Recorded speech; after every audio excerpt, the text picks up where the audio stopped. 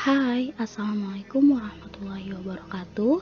Baiklah, pada video kali ini kelompok kami ingin mempresentasikan mengenai proses berpikir representasi dalam pembelajaran matematika, di mana presentasi ini untuk memenuhi salah satu tugas dari mata kuliah berpikir matematis yang diampu oleh Bapak Widodo Winarso.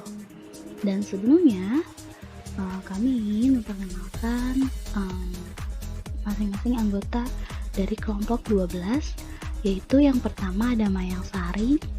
Mayang Sari akan mempresentasikan mengenai proses berpikir representasi matematis dalam pembelajaran matematika. Dan kelompok anggota yang kedua ada Syifa Fitri Nur Fadila. Syifa akan mempresentasikan mengenai apa itu representasi matematis dalam pembelajaran matematika. Dan anggota yang ketiga ada saya sendiri, Lutfia, yang akan mempresentasikan mengenai contoh ilustrasi representasi matematis dalam pembelajaran matematika. Oke teman-teman, silakan disimak videonya dan semoga memahami apa yang kelompok kami sampaikan. Halo teman-teman, perkenalkan nama saya Syifa Fitria Nur Fadilah.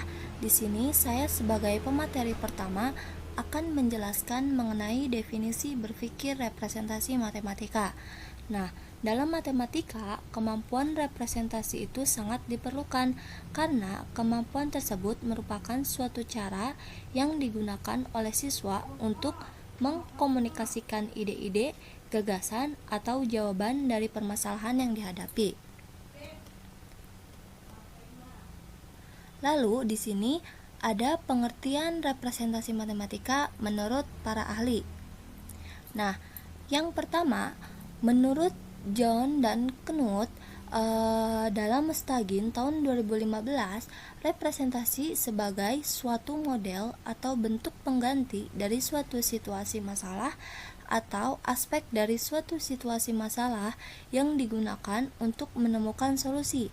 Nah, sebagai contoh, suatu masalah itu dapat direpresentasikan dengan bentuk objek, gambar, kata-kata, ataupun simbol dalam matematika. Nah, lalu definisi yang kedua, menurut Chai Lin dan Jakabesin dalam skripsi Ferry Andriansa tahun 2014 menyatakan bahwa bentuk representasi itu dapat berupa sajian visual seperti gambar, grafik, tabel, ekspresi matematis atau notasi matematika, serta menulis dengan bahasa sendiri, baik itu formal maupun informal.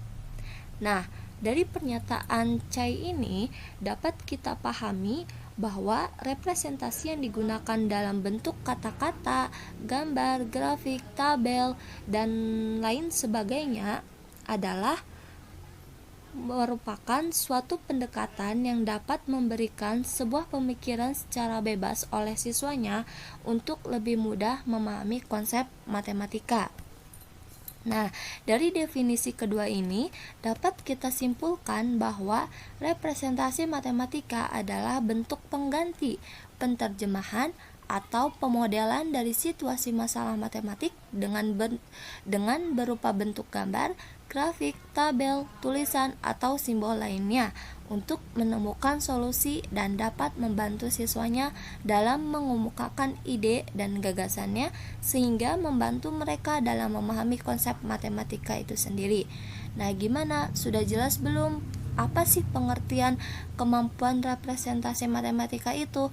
Intinya dari pengertian ini dapat kita simpulkan bahwa representasi matematika itu bisa kita aplikasikan atau kita representasikan ke dalam bentuk gambar, grafik, tabel, atau tulisan agar lebih mudah dipahami oleh siswa mengenai konsep matematika.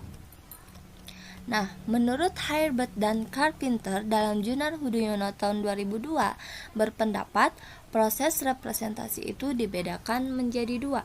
Yang pertama, yaitu representasi internal, yang kedua representasi eksternal. Nah, representasi internal ini bentuknya itu merupakan aktivitas mental dari seseorang dalam pikirannya. Jadi, representasi internal ini terjadi dari pikiran. Nah, yang kedua, representasi eksternal itu bentuknya dapat diobservasi. Contohnya dari pengungkapan dengan kata-kata, tulisan, simbol, gambar, grafik, tabel, ataupun alat peraga. Nah, dari penjelasan tersebut, walaupun representasi internal ini tidak dapat dilihat secara kasat mata, akan tetapi dapat kita simpulkan atau diduga berdasarkan representasi internal. Dengan kata lain, bentuk kedua representasi tersebut terjadi hubungan timbal balik dari seseorang ketika berhadapan dengan suatu masalah.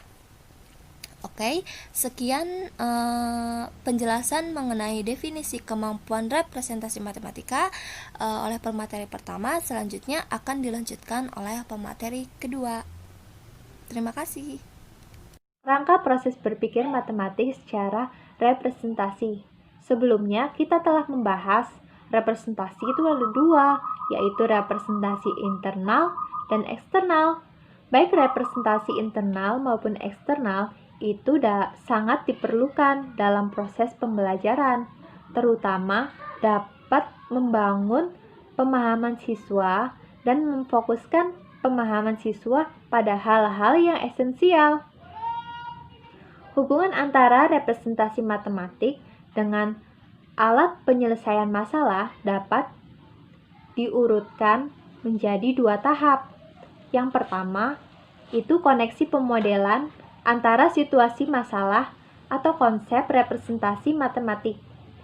Yang kedua, koneksi matematik antara dua representasi yang ekuivalen antara proses dan saling berkorespondensial antara masing-masing representasi tersebut untuk menghasilkan sebuah solusi. Oke, selanjutnya pada bagian ini kita akan membahas mengenai ilustrasi proses representasi matematis dalam matematika. Nah, jadi pada part ini kita ingin tahu bagaimana sih proses representasi matematis itu, contohnya dalam pembelajaran matematika. Nah, di sini saya sudah mengambil salah satu contoh permasalahan yang akan menggambarkan representasi matematis siswa. Kita akan memancing bagaimana siswa bisa mengaplikasikan representasi matematis. Oke. Permasalahannya itu, apa yang akan terjadi terhadap luas daerah sebuah persegi panjang jika panjang sisinya menjadi 2 kali panjang semula? Nah, di sini sebenarnya dalam soal ini itu siswa bisa menyelesaikan permasalahan dengan menggunakan representasi simbolik. Contohnya, cara penyelesaiannya seperti ini. Misalkan persegi panjang semula panjangnya adalah A dan lebarnya B, sehingga akan diperoleh luasnya adalah luas sama dengan A kali B, ya sama dengan AB. Jika panjang sisinya menjadi 2 kali panjang semula, maka otomatis panjangnya akan menjadi 2A dan lebarnya akan menjadi 2B, sehingga luasnya akan menjadi 2A dikali 2B sama dengan 4AB. Jadi, kita dapat simpulkan bahwasanya luas persegi panjang itu menjadi 4 kali luas persegi panjang semula. Jadi, intinya di sini, kita seorang guru memberikan permasalahan seperti ini, siswa bisa merepresentasikan bahwasanya soal ini itu bisa dikerjakan dengan melalui representasi secara simbolik dengan huruf A dan B di sini.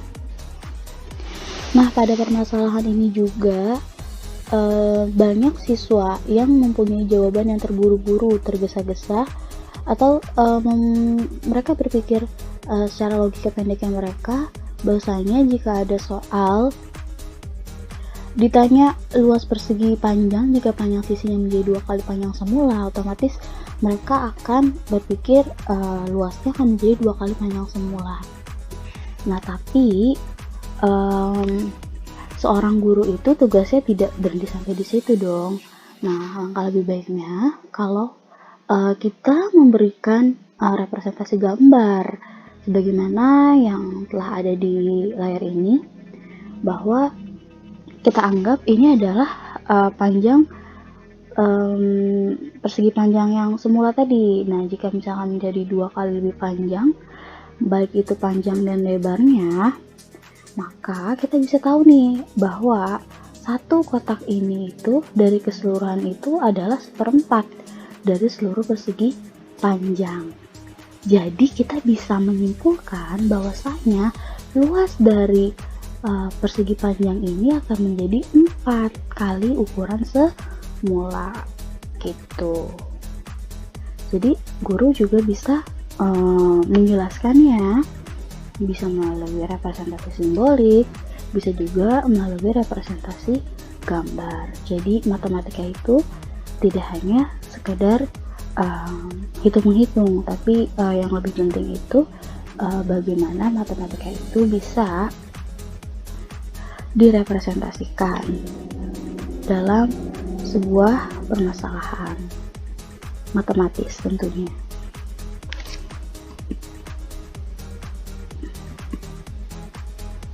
Oke, sekian video dari kelompok kami. Kurang dan lebihnya mohon maaf. Thanks for attention and thanks for watching. Wassalamualaikum warahmatullahi wabarakatuh.